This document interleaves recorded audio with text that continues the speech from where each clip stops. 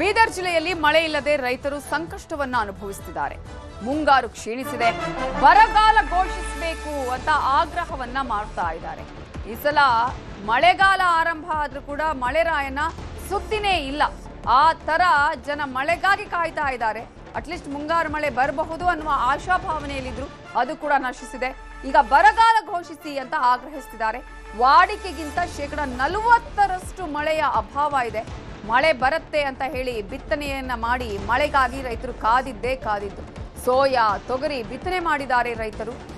ಎಕರೆ ಬಿತ್ತನೆಗೆ 10 ರಿಂದ 15 ಸಾವಿರ ರೂಪಾಯಿ ಖರ್ಚು ಮಾಡಿದ್ದಾರೆ. ಬಿತ್ತನೆಗೆ ಗೊಬ್ಬರ ಖರೀದಿ ಅಂತ ಹೇಳಿ ಖರ್ಚು ಮಾಡಿದ್ದಾರೆ. ಈಗ ನಾವು ಈ ಖರ್ಚನ್ನ ಹೇಗ್ ಭರಿಸೋದು? ಸರ್ಕಾರವೇ ಭರಿಸಬೇಕು ಅಂತ ಹೇಳಿ ಒತ್ತಾಯವನ್ನ ಮಾಡ್ತಾ ಇದ್ದಾರೆ ರೈತರು. ಬರ ಜಿಲ್ಲೆ ಅಂತ ಹೇಳಿ ಘೋಷಣೆ ಮಾಡಿ ಅಂತ ಆಗ್ರಹವನ್ನ ಮಾಡ್ತಾ ಇದ್ದಾರೆ. ಮಳೆ ಅಂತೂ ಬರಲಿಲ್ಲ. ಈಗಾಗಲೇ ನಾವು ಖರ್ಚು ಮಾಡಿದ ದುಡ್ಡು ಸಿಗ್ತಾ ಇಲ್ಲ. ಮತ್ತೊಂದು ಕಡೆ ಈಗಾಗಲೇ ಮಳೆಗಾಗಿ ಕಾಯ್ತಾ ಇದ್ದೇವೆ, ಆದರೆ ಮಳೆ ಬರುವ ಲಕ್ಷಣನೇ ಇಲ್ಲ.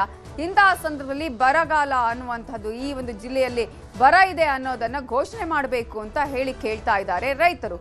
ಬೀದರ್ ಜಿಲ್ಲೆಯ ರೈತರನ್ನ ನಮ್ಮ reporter Durgappa ಮಾತನಾಡಿಸಿದ್ದಾರೆ.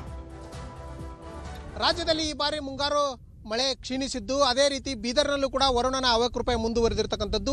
June 1ರಿಂದ July 1ರವರೆಗೆ 125 mm ಮಳೆ ಸುರಿಬೇಕಾಗಿತ್ತು. ಆದರೆ 75 ಮಿಲಿಮೀಟರ್ ಮಳೆ ಆಗಿರೋದ್ರಿಂದ 40% ಮಳೆ ಪ್ರಮಾಣ ಕಡಿಮೆ ಆಗಿರ್ತಕ್ಕಂಥದ್ದು. ಆದರೂ ಕೂಡ ರೈತರು ಧೈರ್ಯ ಮಾಡಿ ಏನು ತಡವಾದರೂ ಕೂಡ ಸೋಯಾ ಮತ್ತು ಉದ್ದು, ಹೆಸರು ಬೆಳೆಯನ್ನು ಬಿತ್ತನೆ ಮಾಡಿರ್ತಕ್ಕಂಥದ್ದು. ಆದರೆ ಮಳೆ ನಿರೀಕ್ಷಿತ ಪ್ರಮಾಣದಲ್ಲಿ ಆಗದೇ ಇರುವ ಕಾರಣ ಮೊಳಕೆ ಕೂಡ ಬೀಜ ಮೊಳಕೆ ಹೊಡಿತಾ ಇಲ್ಲ. ಹೀಗಾಗಿ ರೈತರೆಲ್ಲ ಆತಂಕದಲ್ಲಿ ಇರ್ತಕ್ಕಂಥದ್ದು. ನಾನು ಸದ್ಯ ಬೀದರ್ನ ಮರ್ಕಲ್ ಗ್ರಾಮವೊಂದರ ಜಮೀನಿನಲ್ಲಿದ್ದೀನಿ. ಈಗಾಗಲೇ ಬಿತ್ತನೆ ಮಾಡಿದ್ರೆ ಇನ್ನೂ ಕೂಡ ಮೊಳಕೆ ಹೊಡೆದಿಲ್ಲ, ಬೀಜನೇ ಸಿಗ್ತಾ ಇಲ್ಲ ಭೂಮಿಯಲ್ಲಿ. ಏನು ಹೇಳ್ತೀರಿ ಅಂತ ಎಲ್ಲ ಹೋಗಿದೆ ಹೆಂಗ ಹಾಳಾಗೋಗ್ಯದ. ಇವಾಗ ರೈತರ ಆಶಾವಾದಿ, ಮುಂದೆ ಏನಾರ ಆಯ್ತದೇನೋ ಅಂತಂದು ಅಲ್ಪ ಸ್ವಲ್ಪ ಮಳೆಗೆ ಏನದ ಅಂತಂದ್ರೆ ಈಗ 30-40% ಕಡಿಮೆ ಆಗ್ಯದ ಮಳೆ.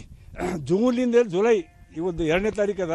ಈ ನಮ್ಮಲ್ಲಿ ಏಟ್ ಮಳೆ ಆಗಬೇಕು, ಎಲ್ಲಿ ಹಳ್ಳಕ್ಕೆ ನೀರಿಲ್ಲ, ಬಾಯಿಗೆ ನೀರಿಲ್ಲ, ಬಾಂಗಿಗೆ ನೀರಿಲ್ಲ, ಯಾರು ಹೊಲ್ದಾಗ ನೀರಿಲ್ಲ.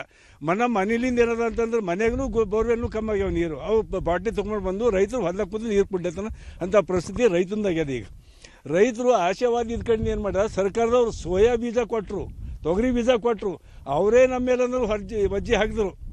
2,000 ರೂಪಾಯಿಗೆ 25 kg ಸೋಯಾ ಕೊಟ್ಟರು.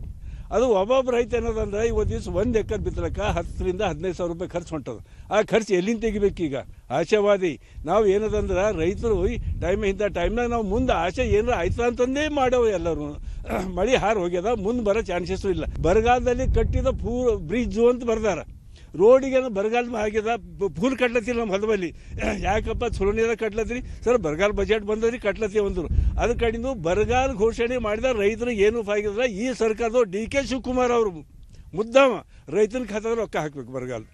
ಅದು ಬಿಟ್ಕೊಟ್ಟು ನೀವು ನ್ಯಾಷನಲ್ ವರ್ಕ್ ಮಾಡಿ ರೋಡ್ ಮಾಡಿದೆವು ಅದು ಮಾಡಿದೆವು ಅಂತ ಹೇಳ್ಕೊಂಡಾಗ ರೈತರು ಶಾಪ್ ಹತ್ತದ ನಿಮಗೆ ಎಲ್ಲರಿಗೆ. ಅಲ್ಲ, ಈಗ ಸಾಲ ಸೂಲ ಮಾಡಿ ಬಿತ್ತನೆ ಮಾಡಿದ್ರಿ, ಎಲ್ಲ ಮಾಡಿದ್ರಿ, ಮಳೆ ಕೈ ಕೊಟ್ಬಿಡ್ತು, ಮಳೆ ಬರ್ತೈತೆ ಅಂತ ಒಂದು ಆಶಾಭಾವನೆಯಿಂದ ಬಿತ್ತನೆ ಮಾಡಿದ್ರಿ, ಮಳೆನ ಬರ್ತಾ ಇಲ್ಲಲ್ಲ, ಏನು ಹೇಳ್ತೀರಿ? ಸಾಲ ಮನ್ನಾ ಮಾಡಬೇಕು. ರಾಷ್ಟ್ರೀಯ ಬ್ಯಾಂಕ್ದಾಗ ಮತ್ತು ಸಹಕಾರಿ ಬ್ಯಾಂಕ್ದಾಗ ಜಸ್ಟ್ ಲೈಕ್ ಕುಮಾರಸ್ವಾಮಿ ಹ್ಯಾಂಗೆ ಮಾಡ್ಯಾರಲ್ಲ 2 लाख ರೂಪಾಯಿ ಸಾಲ ಮನ್ನಾ, ಆ ಥರ DK ಶಿವಕುಮಾರ್ ಸಾಲ ಮನ್ನಾ ಮಾಡಬೇಕು. ಹಾಗೆ ರೈತ ಬದುಕ್ತಾನ, ಇದರಿಂದ ಮಾಡ್ತಾನೆ. ಮತ್ತು ಬರಗಾಲ ಬಿ ಡಿಕ್ಲೇರ್ ಮಾಡಬೇಕು.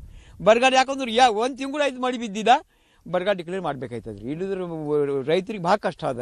ಇದಿಷ್ಟು ರೈತರ ಮಾತಾಗಿರ್ತಕ್ಕಂಥದ್ದು. ನಾವು ಆಶಾಭಾವನೆಯಿಂದ ಬಿತ್ತನೆ ಮಾಡಿದ್ವಿ, ಆದರೆ ಬೀಜ ಇನ್ನೂವರೆಗೂ ಕೂಡ ಮೊಳಕೆ ಹೊಡಿತಲ್ಲ. ಹೀಗಾಗಿ ಸರ್ಕಾರ ಬರಗಾಲ ಡಿಕ್ಲೇರ್ ಮಾಡಬೇಕನ್ನೋ ಒಂದು ಒತ್ತಾಯವನ್ನು ರೈತರು ಮಾಡ್ತಾ ಇರ್ತಕ್ಕಂಥದ್ದು. ದುರ್ಗಪ್ಪ ಹೊಸಮನಿ, ನ್ಯೂಸ್ 18 ಬೀದರ್.